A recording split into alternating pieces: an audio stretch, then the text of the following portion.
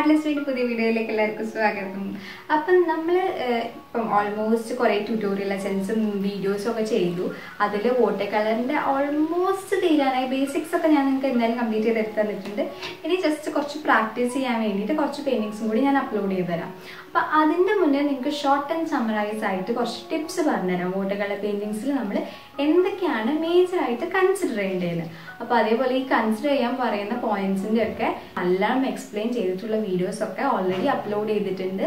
അതിൻ്റെ ലിങ്ക്സ് ഒക്കെ ഞാൻ ജസ്റ്റ് താഴെ ഇടാം. നിങ്ങൾക്ക് കുറച്ചും കൂടി എക്സ്പ്ലനേറ്ററി ആയിട്ട് അല്ലെങ്കിൽ കാര്യങ്ങൾ കുറച്ചും കൂടി ഡെപ്തിൽ അറിയണമെന്നുണ്ടെങ്കിൽ ജസ്റ്റ് ആ വീഡിയോസ് നിങ്ങൾ പോയി കാണുക. അപ്പോൾ താഴെ ഡിസ്ക്രിപ്ഷനിൽ ഇട്ട് ഞാൻ നിങ്ങൾക്ക് കുറച്ചും കൂടി എളുപ്പമായിരിക്കല്ലോ എടുക്കാൻ. അതേപോലെ പുതിയതായിട്ട് ഈ ചാനലിലേക്ക് വന്നവരാരെങ്കിലും ഉണ്ടെങ്കിൽ ഈ വീഡിയോസ് ഒക്കെ കാണാൻ നിങ്ങൾക്ക് കുറച്ചും കൂടി ഹെൽപ്ഫുൾ ആവുമെന്ന് വിചാരിക്കുന്നു. അപ്പോൾ കൂടുതൽ വീഡിയോസ് കാണാൻ വേണ്ടിയിട്ട് സബ്സ്ക്രൈബ് ചെയ്യുക, നോട്ടിഫിക്കേഷൻ കിട്ടാൻ വേണ്ടിയിട്ട് ബെല്ലൈക്കൺ അടിക്കുക. അപ്പോൾ നമുക്ക് ഈ വീഡിയോ നോക്കാം.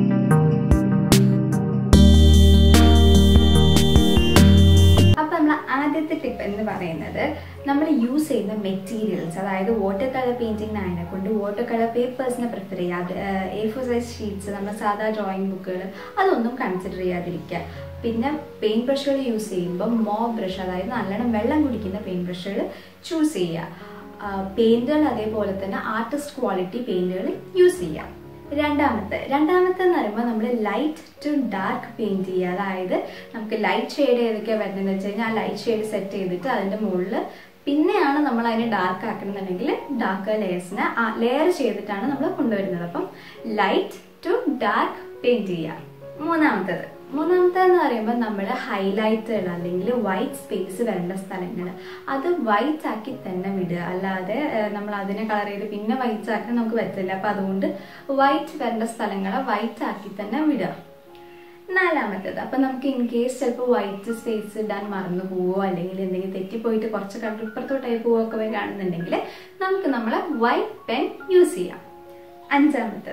അഞ്ചാമത്തേന്ന് പറയുമ്പോൾ നമ്മൾ ഓരോ ടെക്നീക്സ് യൂസ് ചെയ്തിട്ടാണ് പെയിൻറ്റിങ് ചെയ്യുന്നത്.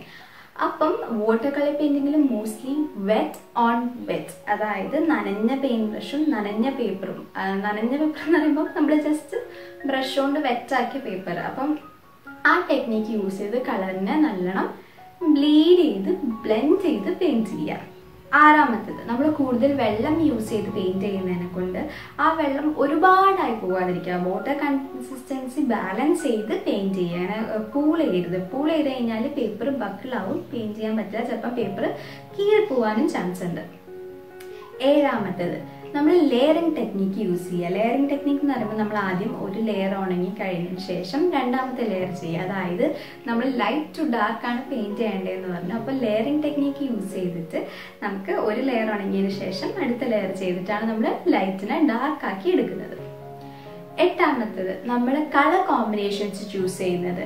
അതായത് നമുക്ക് ബ്രൈറ്റും വൈബ്രൻ്റ് ആയിട്ട് പെയിൻറ്റിങ്സ് കിട്ടണമെന്നുണ്ടെങ്കിൽ നമ്മൾ അതിനനുസരിച്ചുള്ള കളേഴ്സ് ചൂസ് ചെയ്യുക. അതായത് കോംപ്ലിമെന്ററി കളേഴ്സിന്റെ കോമ്പിനേഷൻസ് യൂസ് ചെയ്യാം, ഹാർമോണിയസ് കളേഴ്സിന്റെ കോമ്പിനേഷൻസ് യൂസ് ചെയ്യാം. പിന്നെ നേച്ചറിൽ ഓൾറെഡി എക്സിസ്റ്റ് ആയിട്ടുള്ള കളർ കോമ്പിനേഷൻസ് നമുക്ക് യൂസ് ചെയ്ത് കഴിഞ്ഞാൽ നമ്മുടെ പെയിന്റിങ് നല്ല ഭംഗിയായിരിക്കും കാണാൻ. ഇനി ഒമ്പതാമത്തെന്ന് പറയുമ്പോൾ നമ്മൾ കളർ മിക്സിങ്. അതായത് നമ്മൾ കളർ മിക്സ് ചെയ്യുമ്പോൾ നമുക്ക് പല കളറുകൾ വേണ്ടി വരും. ലൈറ്റ് ഗ്രീൻ വേണ്ടി വരും, ഡാർക്ക് ഗ്രീൻ വേണ്ടി വരും, ലൈറ്റ് ബ്ലൂ വേണ്ടി വരും, ഡാർക്ക് ബ്ലൂ വേണ്ടി വരും.